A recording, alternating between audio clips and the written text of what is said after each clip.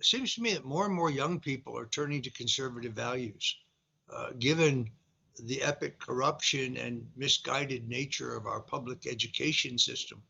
Why do you think this is happening?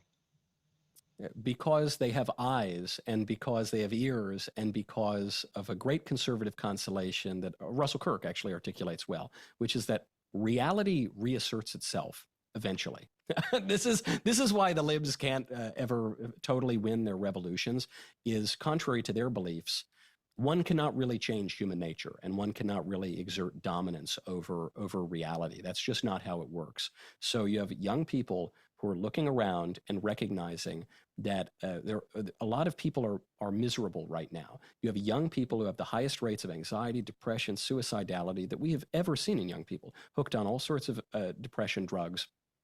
They can look around, they can see that the basic kitchen table issues are really, really rough. Inflation up 23% over 3.5 years, foreign wars popping off after we had relative world peace under Trump, and a border where criminals are crossing with impunity. And then there's one issue that seems like a trivial issue, but it's really not, and it especially affects young people, which is this issue of trans ideology. Why has transgender ideology dominated so much national discourse?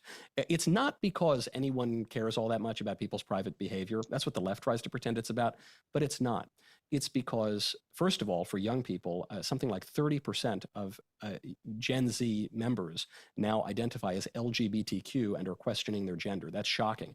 There's a number that came out. If you send your kid to an American high school, you have a 1 in 18 chance of your child not knowing what gender he is. So younger Americans are seeing this firsthand. They're seeing this chaos and this confusion and this depression. But the reason the trans issue has hit the big time is because it is about lies.